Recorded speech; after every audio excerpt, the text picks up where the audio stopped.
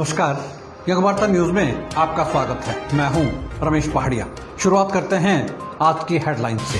हिमाचल प्रदेश कांग्रेस प्रभारी राजीव शुक्ला बोले, कोरोना से निपटने में नाकाम रही है भाजपा सरकार। जेबीटी के 1225 पदों को भरने के लिए कानूनविदों की शरण में जाएगी सरकार।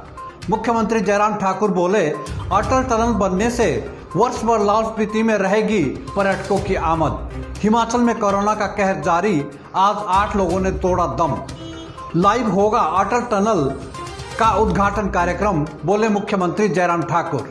कृषि बिल के विरोध में आज प्रदेश भर में आम आदमी पार्टी का धरना प्रदर्शन।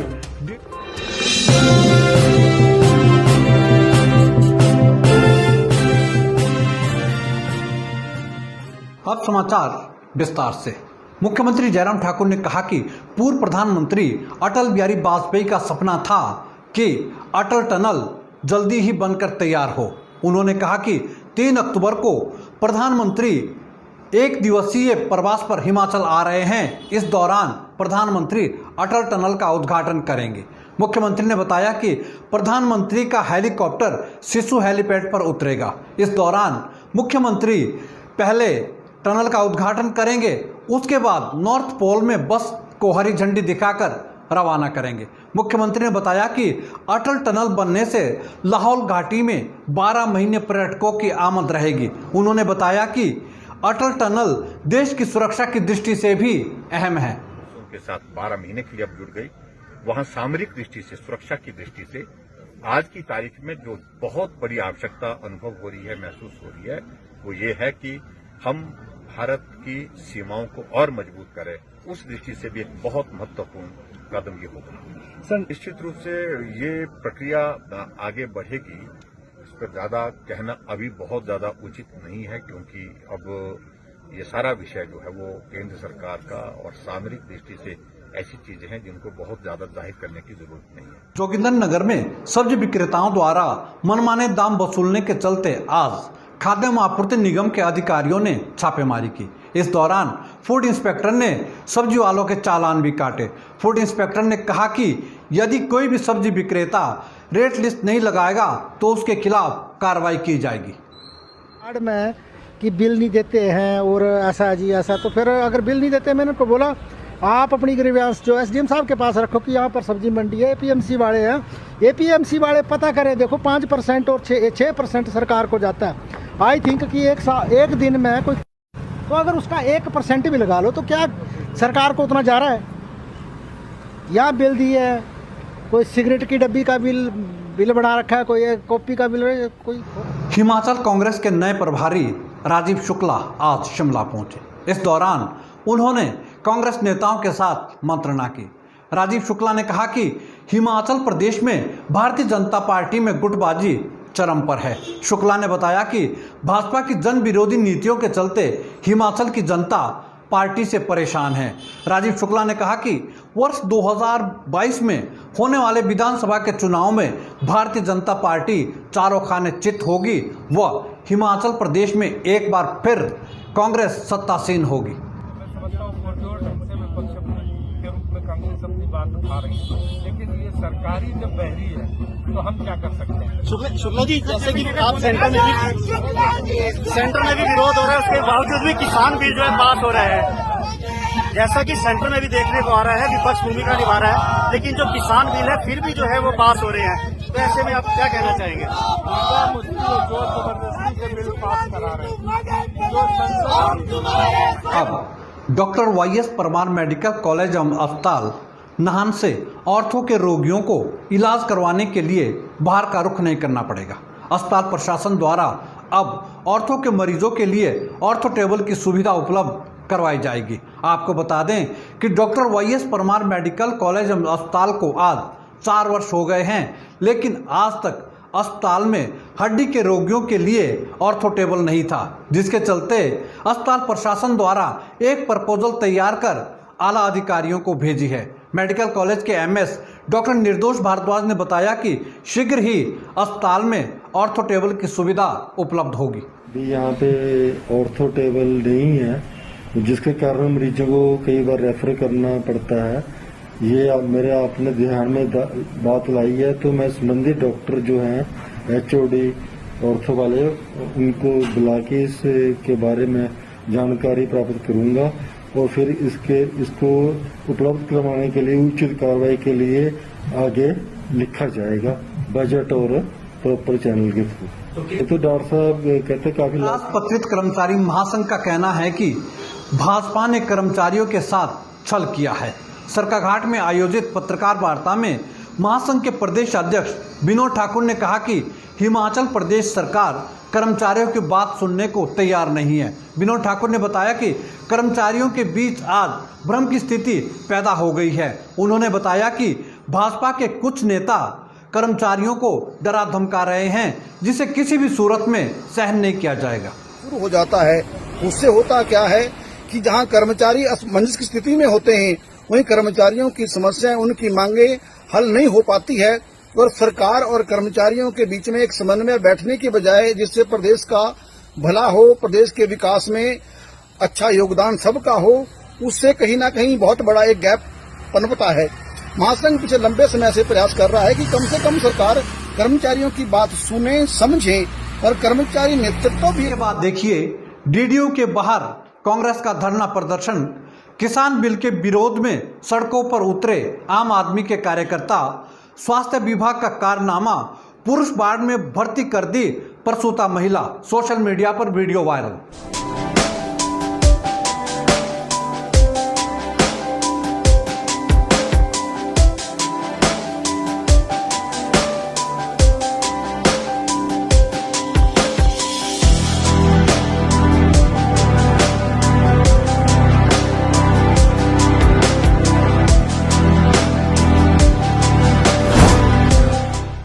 भूषण ज्वेलर्स, अनमोल रिश्तों के लिए। ब्रेक के बाद आपका स्वागत है। अभी शिमला जिला के DDO अस्पताल में महिला की आत्महत्या का मामला शांत भी नहीं हुआ था कि जिला सिरमौर के सरां स्थित कोविड केयर अस्पताल का एक वीडियो वायरल हो गया। वीडियो में अस्पताल प्रशासन की लापरवाही सामने आई है।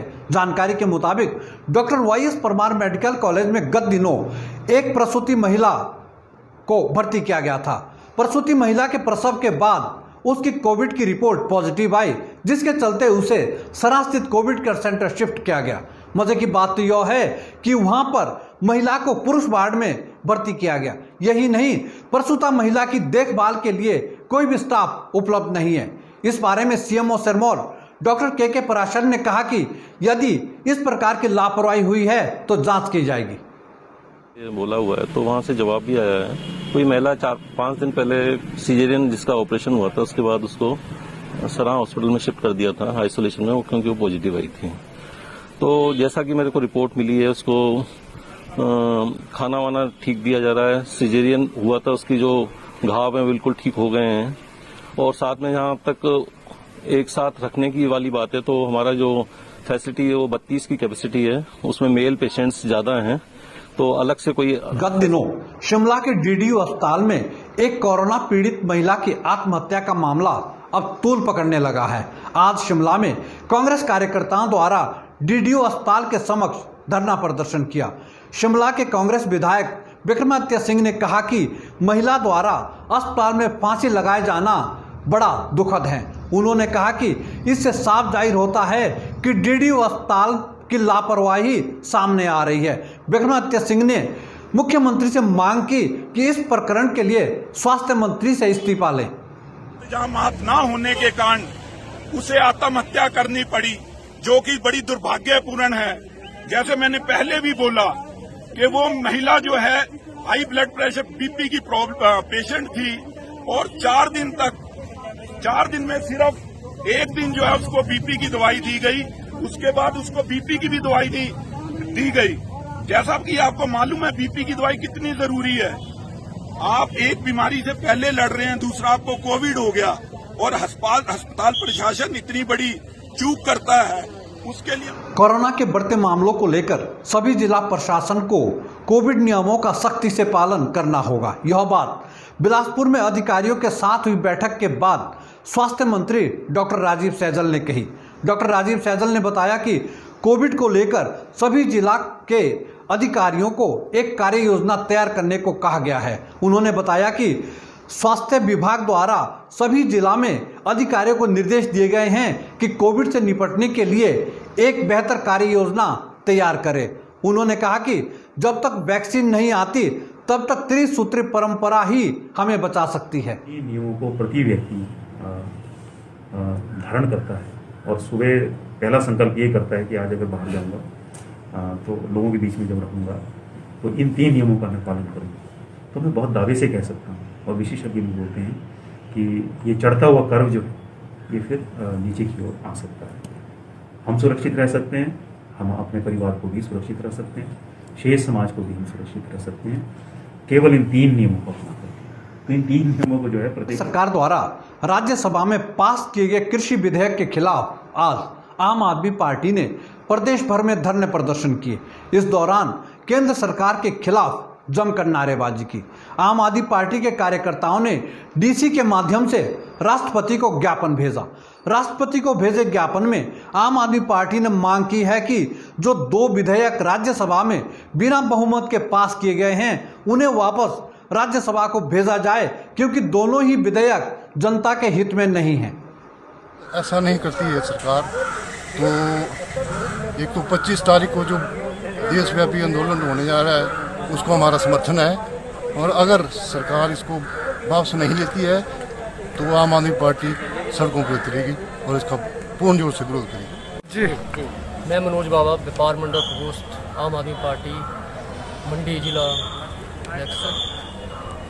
और हमारी पार्टी ने आज डीसी साहब के माध्यम से राष्ट्रपति जी को ज्ञापन दिया है किसान विरोधी। ऊना जिला के स्वान नदी में खनन माफिया पर शिकंजा कसना अब पुलिस ने शुरू कर दिया है। आज गगरेट पुलिस ने अवैध रूप से रेत ले जा रहे पंजाब के 3 ट्रकों को जब्त किया। जानकारी के मुताबिक पुलिस को सूचना मिली थी कि स्वान नदी पर अवैध रूप से पंजाब की गाड़ियां रेत ले जा रही है, जिसके चलते पुलिस ने दबिश दी व मौके पर 3 टिप्परों को जब्त किया। आज के लिए बस इतना ही। यंग वार्ता से जुड़ने के लिए धन्यवाद।